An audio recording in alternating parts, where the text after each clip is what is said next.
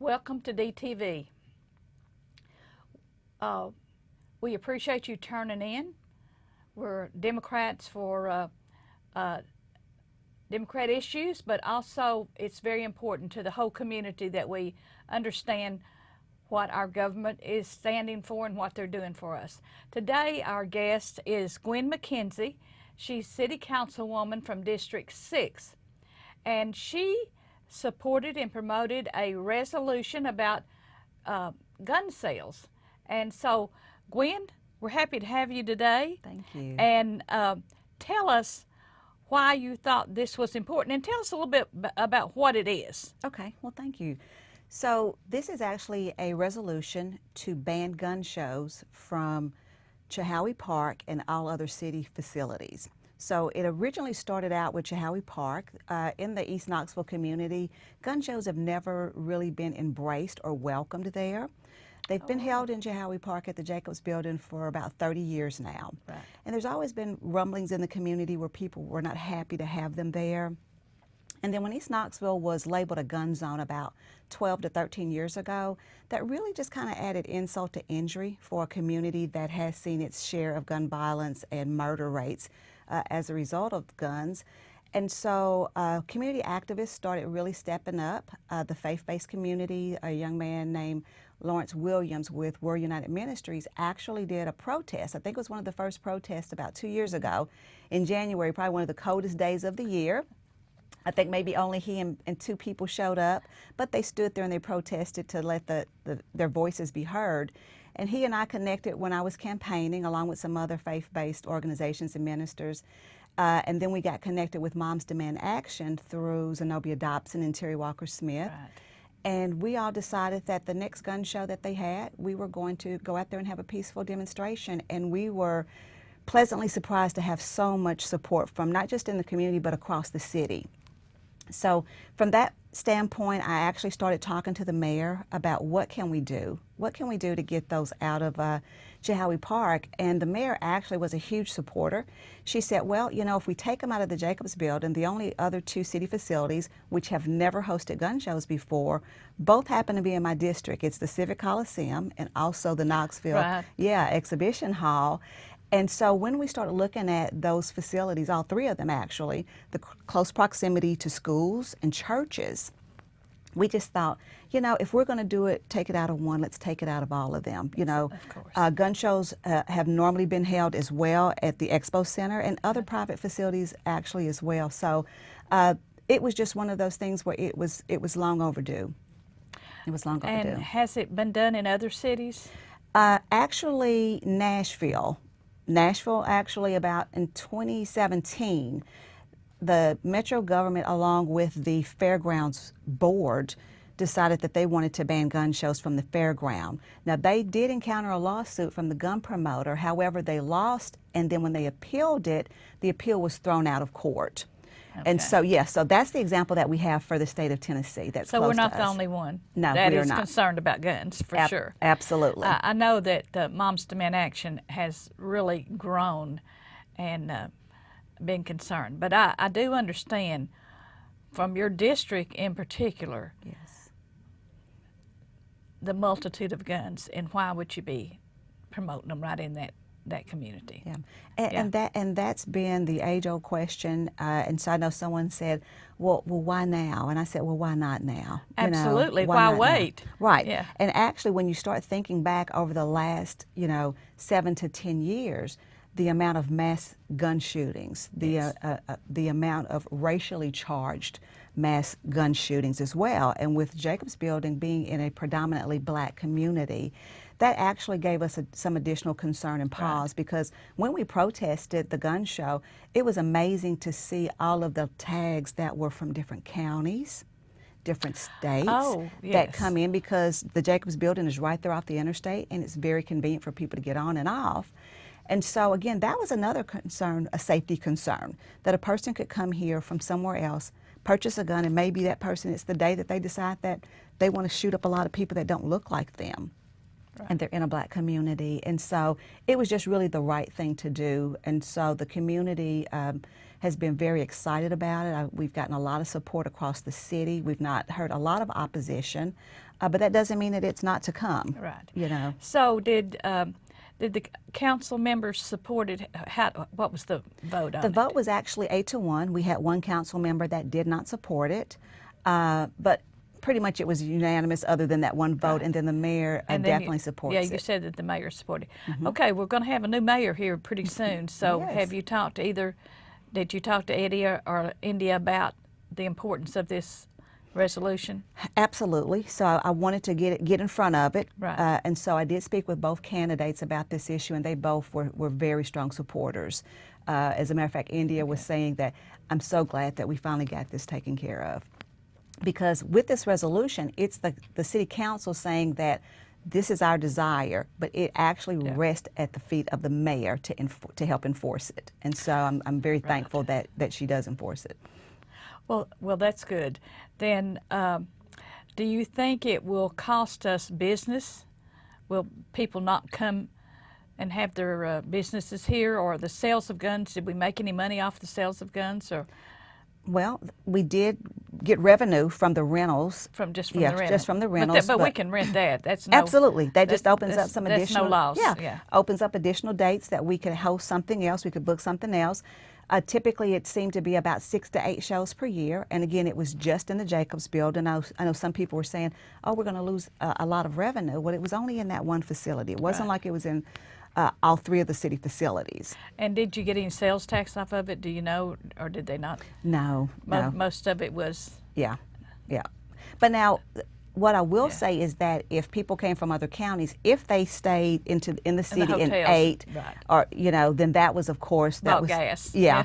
But we didn't look that far, because at the end of the day, it really didn't matter because of what that stood for, what that symbolized. It made a statement to say we don't want a lot of.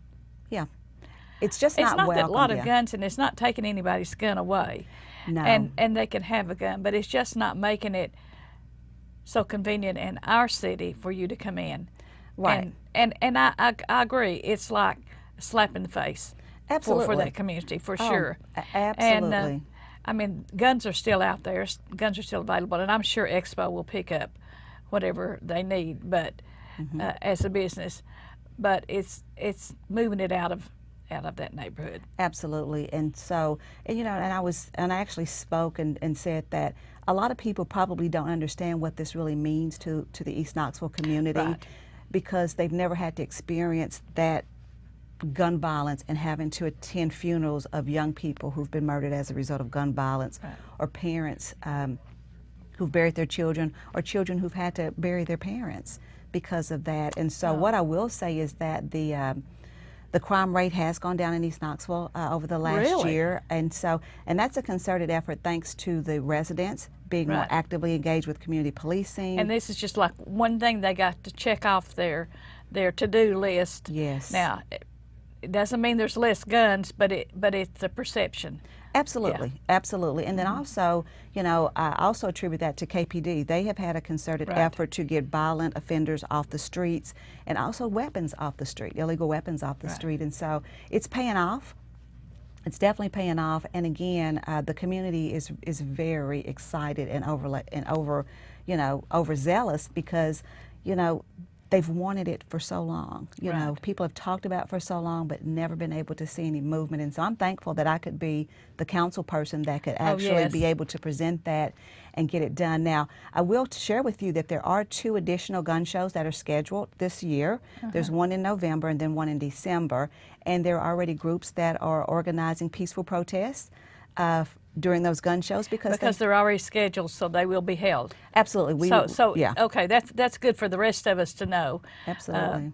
Is that when we see that there's gun sales going on, and we're saying, but they passed a resolution, so it starts.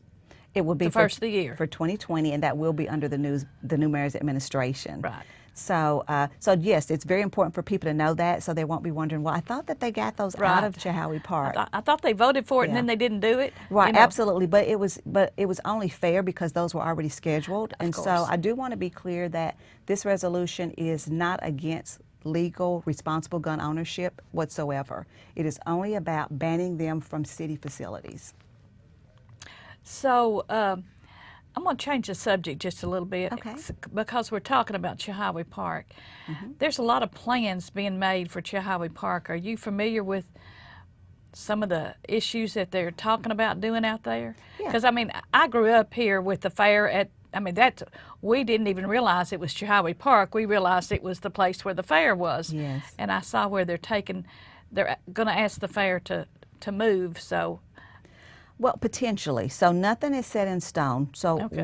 what happened was that there was a proposal to say, you know, what can we do with this space to make it functional and more contributing to the Right. community And used 365 more often. Absolutely, and utilized more often, hopefully 365 days a year, versus the fair actually has occupancy there for 12 days where they have an influx of people coming. And there are also some barns there and some agricultural things Right. that happen throughout the year, but it just does not generate a huge amount of people that are coming through.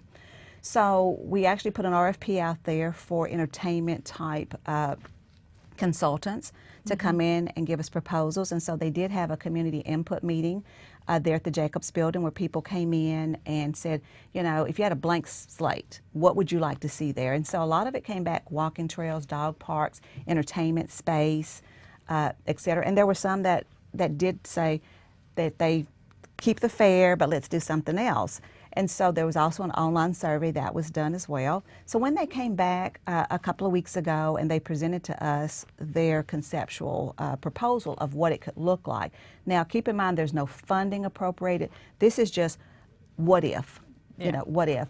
And it was really interesting to see. So yes, in order for their particular perspective to go forward, if we chose to do that, the fair would need to relocate, and that would be up to the city as well as the county to collaboratively find enough acreage somewhere for the fair to be able to function, and I think to help them with some initial expenses that they would incur from the relocation. But this drawing actually, when you come off Prosser Road, it actually had housing, apartment buildings that were like a village going into the back of Chilhowee Park.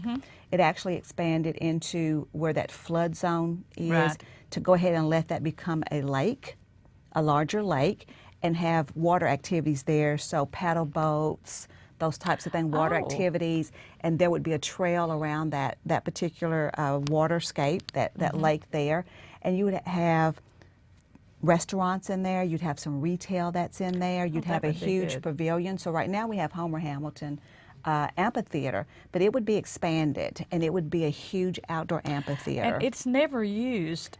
And I'm thinking, Yes. it's only used during the fair. And That's correct. I realize it's outside, but so is football. Right. It's outside. Right. And there should be a better use for it than just sitting there deteriorating. Because it Absolutely. is an amphitheater. It has a stage. Yes. You know, it has the seats. Yes. So, And also, so it kept the Jacobs building, and then it also enhanced on a new building that would house the Golden Gloves Arena, give them more space. Kerr Yeah, building, the Kerr yeah. building. So it was, and then across the street, there would be affordable housing and mixed use across the in the street as parking well. lot? In the parking lot, yes. oh, well, when I grew Yes. up, the fair was in the Midway, and it was twice as big. We didn't park in the Midway. We had all kinds of rides and stuff I over remember there. that as well. And then I thought, well, how will they survive when they take half of the park of the fair away? That's but correct. but it has. It has, has, yes. yes. And people still enjoy. I think that's just a family tradition. I think a lot of Yes. people look forward to making that a family event every year to come to the fair. And there's so many great agricultural activities and different things that happen Yes. during the fair that I think really enhance that experience. I think so too. And that was where fireworks were always shot. Yes, yes. And you could always look forward to that every night around 10 o'clock to see the fireworks. Right. Yes. And on the holidays and stuff. But then I understand we've got those animals there, and they can't Yes. stand all that loud. That's true. I Blasting. think that they have some calming things for the animals during the firework periods. And then speaking of the zoo is actually expanding as well. There's so many great plans for the zoo that it is truly a destination spot for tourists. Yes, we have a great zoo, and We do. it grows, and it's grown from our little elephant that we took up dimes for. Diamond. Yes, I remember Diamond. Diamond. And you would go out there and just drive past, and you could see Diamond because it was down on that parking lot Yes. level. And I think of how much we have grown and how much that it's expanded, and it's such an important part to Knoxville. It is. If people will just go there. I mean, I live in South Knoxville, so that's all part of places I go. I don't know about the people down in West, whether they come in or not, but that they always say that that's a diamond for our city. Oh, is Chilhowee absolutely. Park. Absolutely. So yes, if we can booster the participation there, I think that is great.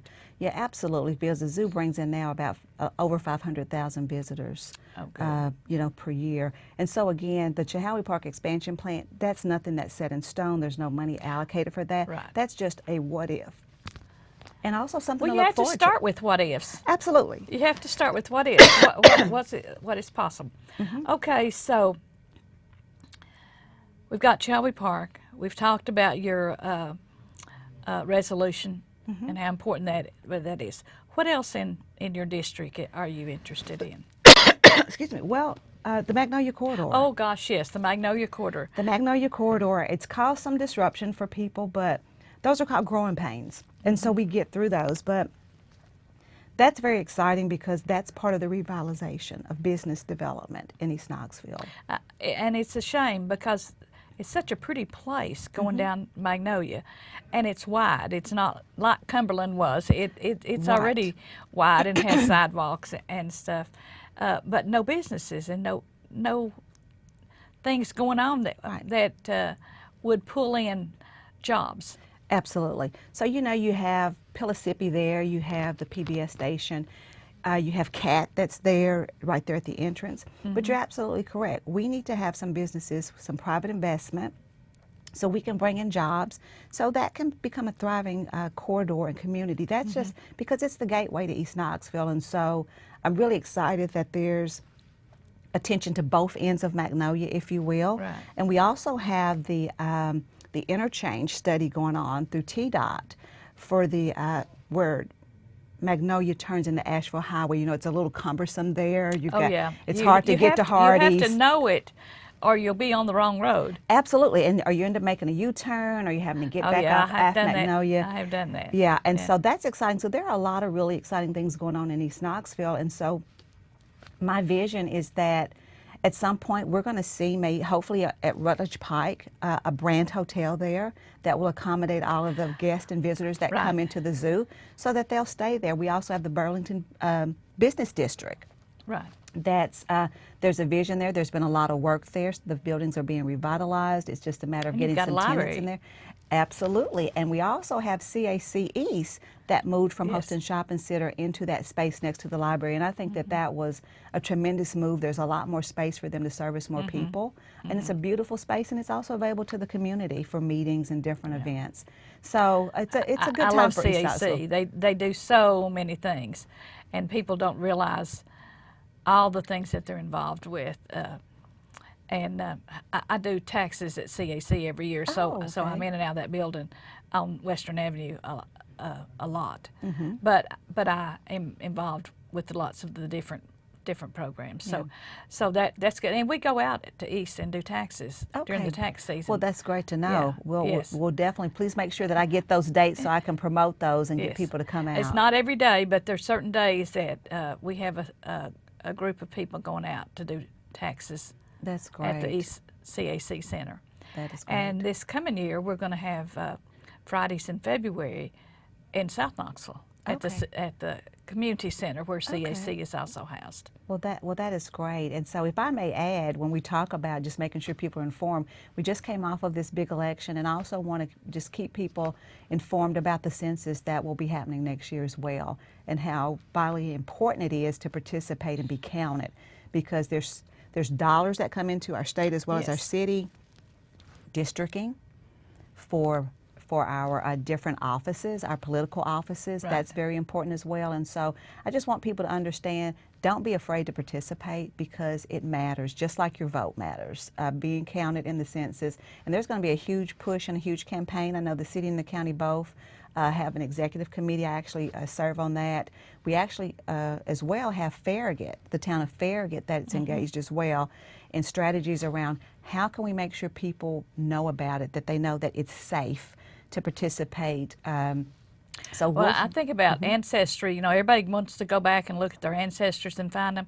That's how you find them. Absolutely. It's the past census thing. So, but the key is just what you said. It means money for our district. Absolutely. Because the fewer people you have, the less money you have. That's right. And you don't really have fewer people. You're still providing those services, but That's you're not correct. getting the money to allocated to do the services. So, absolutely. Yeah. And especially with our Hispanic population, we want to make sure that there's actually a push for them as well. Right. So people will see a lot of commercials. We'll probably see cat buses with advertisement on it. There are going to be block parties in areas that 10 years ago there was not really good participation with the census, because we want to make sure that everyone's counted and that our city and the residents of our city, that we get every dollar to go back into helping. Well, and talking about the census, they're still needing people to work. They certainly are. And they pay a reasonable wage. It's about $15 an hour. Yes. And you go to 2020.gov, and then it will give you that information. And Absolutely. they need all kinds of things. They need things in the office. They need people knock on doors. They need people make phone calls and stuff. So that's one of those one-time, every 10-year jobs. Absolutely. That and people can do. And it's a good job. And I know Vivian Shipe is actually working with them. Right. She's employed with them. And she advocates pretty She's much the recruiter. every day. She's Well, that's her letting people job. know. She's the recruiter. Yes, absolutely. Yeah. So I've not checked in recently to see if they're doing better with their recruitment and their hiring numbers. But I encourage anyone, even if you're retired and want some extra income, that's a good way to do it. And also, you're doing a great service to help not just our city but our state. Well, then the other one-time job is working at the polls election day.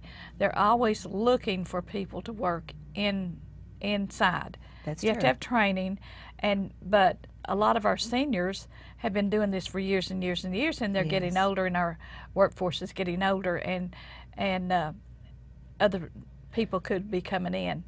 Because Absolutely. at every precinct, you've got to have a group of people. Right. Democrats and Republicans, they have to be balanced. That's correct. They're supposed to be balanced as Yes. best as they can. Yes. But And I think that's important. Thank you for mentioning that, Sylvia, because that's another way to get younger people engaged in the Right. process, because it's a learning experience. I actually took the training and did it several years ago.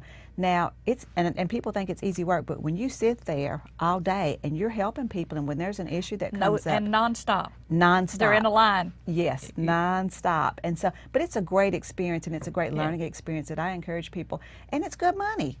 You know, Yeah. it's good money. And so what I will say is that the people that have been doing it for years and years and years, they are so kind when you come in. They know who you are. Right. You know, they ask how you're doing. And so I think that's part of civic engagement. I think that's part of civic engagement. I vote early, and so as soon as I walk in, hey Sylvia, hey Sylvia, hey Sylvia, Everybody knows your day. all around the room. Yes. And this last time, I gave her my voter card, and she said, "We've got to have your driver's license." I thought, oh, gosh, you all know me, but I had, Yeah. I had. Sometimes I just give them my driver's license, but I actually had my voter card. I was so proud of myself. Right, for having it for a change. Well, so speaking of driver's license, if we have time, I do want us to talk a little bit about the real IDs. Yes. That is the law, and it's actually going to be implemented here in Tennessee next year. I want to be very clear that you do not have to have the real ID to vote. You can still vote with your current ID, with your current driver's license, but in order to travel, if you're going to catch a flight, you have to have that real ID. I don't care if you're flying just to Atlanta. You will not be able to fly without it. You will not be able to get access to any federal building or any nuclear facility. So you would not be able to go on a tour at ORNL. Right. Without that real Well, ID. then you couldn't go in the Social Security office. That's- you couldn't that's a go good into the IRS office to ask a question because that's true. those are federal buildings. Absolutely. And I think about if you go to Washington to see all the museums, those are federal buildings. That's true. Yeah. And, I didn't think about that. And Yeah. so you would be missing out. we had Sherry Witt come and talk to our Democratic women Yes. about the requirements and why you need those the star on your driver's license. Yes. And then she's coming out to our neighborhood association the end of this month to talk again, because it's required by October next year. Yes, And you say, 2020. well, we started now. Well, because there will be lines that you won't believe, and there are lines everywhere. My son went ahead and got his. It didn't take him long because he got it in Knoxville. But Knoxville is one of the few cities across the state that they're allowing the clerk's office to actually issue the real IDs. The real yeah. IDs. I think that's great. And that says a lot for our city, but don't wait till the last minute. No, absolutely not. Now, Yeah. I actually already got mine. So the Tennessee Driver's License, the Safety Department, they have a mobile van that goes out to certain events. Right. And so December 4th from 10 to 2, they'll actually be at the Urban League at East 5th Avenue. And when is it? It's December the 4th. The 4th, okay. From 10 to 2. And there was no wait there. Now there is a fee to get your duplicate. Well, you have to buy yeah. your license again. Right. And so what I told our ladies is to remember, even though you've got your driver's license, they're going to issue you a new license. Yes. So you're going to have to pay, even if it's not due yet. You have to pay for it. Yes. But they also have your picture made. So when And- you go, Yes. you need to know that. I don't want to go somewhere they're going to Yes. make my picture, and I didn't know when I went. Well, I was not prepared that day. I had been working in my yard, and I wasn't prepared that day. But, you know, it is what it is. I guess I can take one the next time, another when it's time to renew my license again. But so that is something that we definitely need to start talking about Right. more often, and making sure that people know now's the time to go ahead and get it, because you do have to have certain documents before you're Yes. able to get it. And so there is a list of those documents at the Department of Safety I thought and the Homeland thing that was Security. cute was that you say, well, I've got my KUB bill. Mm-hmm. But if it's in your husband's name, Then that doesn't it's count. not in the wife's name, that doesn't Right. count. But your car registration is a real important, I think. Everybody's got that. It's in your glove compartment, so you know Absolutely. that is one of the things. So Gwen, I've enjoyed this conversation with you today. We've got just a few more minutes, so is there anything in particular that you want to say? Do you want to come back around to the gun resolution? Absolutely. I just want to encourage everyone to please stay engaged and stay informed of what's going on. The city council agendas are actually online. If you go to city council, to our city council website, they're online. If you have questions about anything, please reach out to me or any of the city council members. Right. If you have issues, if you call 311 to report something and it doesn't get done timely, call me or any other city council member so we can follow up with it. We want to just make sure that all of our citizens are getting the best possible service and resources available to them and all the help that they can get. So if we wanted to send you an email, Mm-hmm. isn't there a count for all city council? It's their name, and It is then it's the at first initial. So mine is first initial. It's G McKenzie at knoxvilletn.gov, and that's true the for knoxvilletn.gov. Yes. is the part we remember. Yes. But your first initial and your last name, and Yes. that can get you to any of your city council people that you want to Yes. send an email to. Yes, and our phone numbers are public record that they're listed on the Right. website as well. Right. Yes. That's good. Yes. Well, thank you so much for having me today. Okay, and we're so happy to have you and have you serving with us. And we didn't even talk about all the women that's on City Council. Isn't but that we're going to have exciting? another session that's going to talk about. Yes, it is Yes. exciting. Nashville was so tickled because they had half men and half women, but now they're metro. They have like 50 people. Yes. And so, but if we have to count our county commission and our city council, we still do pretty good. Yes, we do. Yeah. So, yes, we do. So yes, I'm excited. So I do want to say thank you, and I want to say thank you to the viewers who turn in on Friday nights at 7:30 and watch our shows. We always have something interesting to see. Thank you very much. Thank you.